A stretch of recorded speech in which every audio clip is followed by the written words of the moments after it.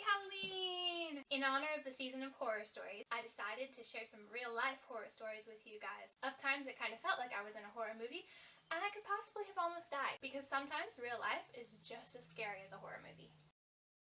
When I was in high school and I was learning to drive, my dad took me out driving one afternoon. It's a good thing that my dad has a good sense of direction because I don't, and whenever I would go driving with my dad, he'd take me out on these country roads that would kind of wind out into the middle of nowhere and I would have no idea where we were. So if he didn't know where we were going, we could have gotten lost a bunch of times. Well, one time I was driving down all these country roads and then we finished up and it was time to head back home, and my dad said, "You can just head on the interstate to get back home. Turn here, turn here, turn here."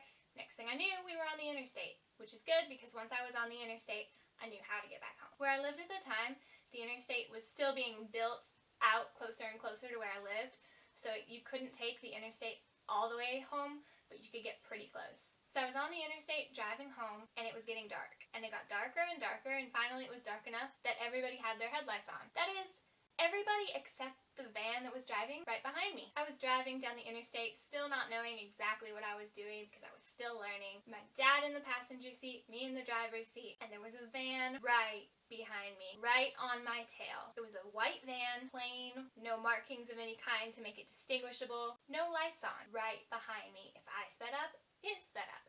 If I slowed down, it slowed down. All I could think about was how in the mystery books that I liked to read as a kid, all the sketchy, scary people would drive around in what they'd call nondescript white vans. And here was a nondescript white van driving behind me. I didn't want to seem too scared to my dad, but I was very scared that something bad was going to happen. So I asked my dad, which exit should I take to go home? Because there were two different options. One of which would have let me off in a fairly populated area, and the second of which, though closer to my home, would have let me off in the middle of the country with nobody around. Dad said, "Take the second exit." And I replied, "Okay, are you sure?"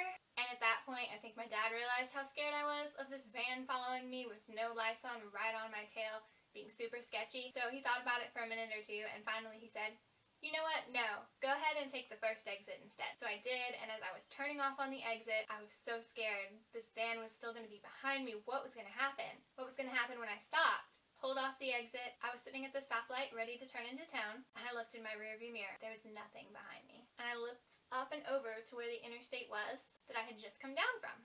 And there went the white van. Normal speed, lights on. I may have narrowly escaped death that night.